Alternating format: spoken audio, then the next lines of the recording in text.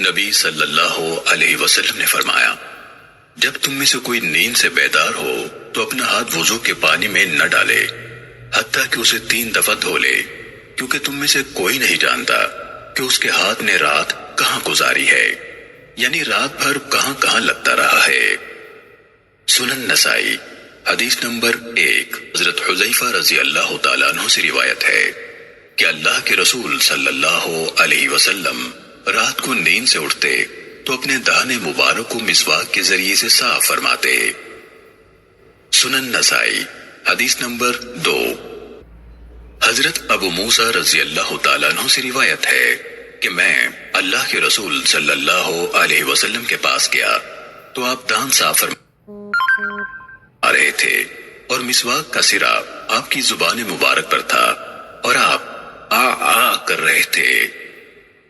سنن نسائی حدیث نمبر 3۔ حضرت ابو موسیٰ رضی اللہ تعالیٰ عنہ سے روایت ہے، انہوں نے کہا، میں نبی صلی اللہ علیہ وسلم کے پاس آیا جبکہ میرے ساتھ 2 اشعری اور بھی تھے، ایک میرے دائیں تھا اور دوسرا میرے بائیں، اور اللہ کے رسول صلی اللہ علیہ وسلم مسواک فرما رہے تھے۔ ان دونوں نے آپ سے کوئی عہدہ مانگا۔ میں نے کہا، قسم اس ذات کی جس نے آپ کو سچا نبی بنا کر بھیجا، انہوں نے مجھے اپنے دلی ارادے سے مطلع نہیں کیا اور نہ مجھے اندازہ ہی تھا کہ یہ کوئی عہدہ مانگیں گے۔ مجھے یوں لگتا ہے کہ میں اب بھی دیکھ رہا ہوں کہ آپ کی مسواک آپ کے ہونٹ مبارک کے نیچے ہے اور ہونٹ سکڑا ہوا ہے۔ آپ نے فرمایا، تحقیق ہم سرکاری منصب پر کسی ایسے شخص کا تعاون حاصل نہیں کرتے یا ہرگز نہیں کریں گے جو اس کا طلبکار ہو، لیکن اے ابو موسیٰ تو عہدے پر جا۔ پھر آپ نے انہیں یعنی ابو موسیٰ کو حاکم بنا کر یمن بھیج دیا۔ پھر آپ صلی اللہ علیہ وسلم نے ان کے پیچھے حضرت معاذ بن جبل رضی اللہ تعالیٰ عنہ کو بھی بھیج دیا۔ حضرت عائشہ رضی اللہ تعالیٰ عنہ سے روایت ہے، نبی صلی اللہ علیہ وسلم نے فرمایا، مسواک منہ کی صفائی و پاکیزگی اور رب تعالیٰ کی رضامندی کا ذریعہ ہے۔ سنن نسائی حدیث نمبر 5۔ حضرت انس بن مالک رضی اللہ تعالیٰ عنہ سے روایت ہے، رسول اللہ صلی اللہ علیہ وسلم نے فرمایا، تحقیق میں نے مسواک کے بارے میں تمہیں بہت تاکید کی ہے۔ سنن نسائی حدیث نمبر 6۔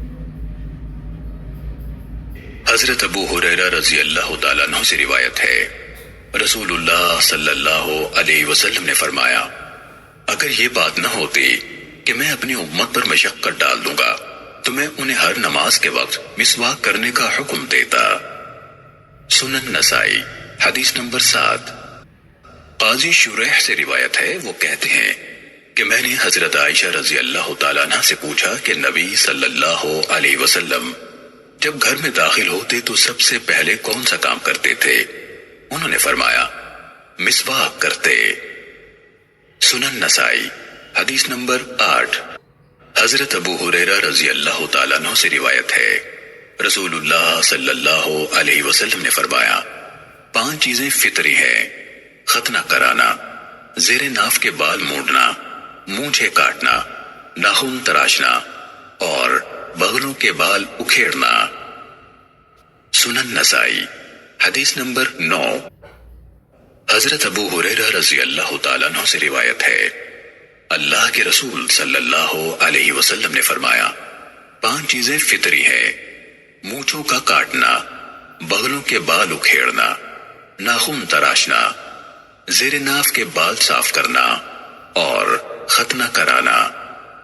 سنن نسائی حدیث نمبر 10۔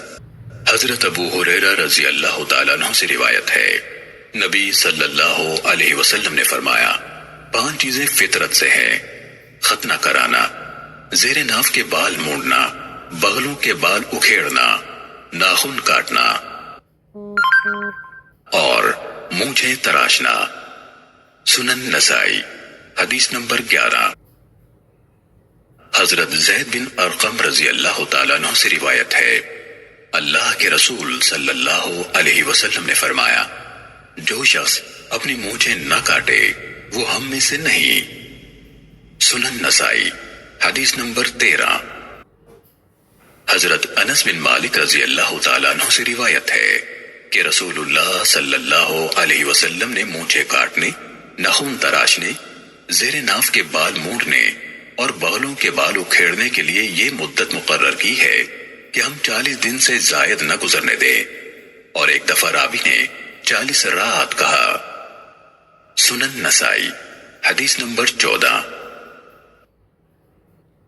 حضرت عبداللہ بن عمر رضی اللہ تعالیٰ عنہما سے روایت ہے، نبی صلی اللہ علیہ وسلم نے فرمایا، مونچھیں خوب منڈاؤ اور داڑھی بڑھاؤ۔ سنن نسائی حدیث نمبر 15۔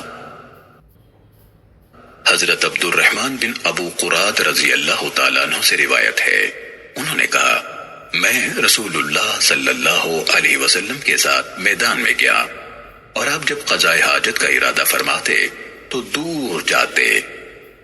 سنن نسائی حدیث نمبر 16۔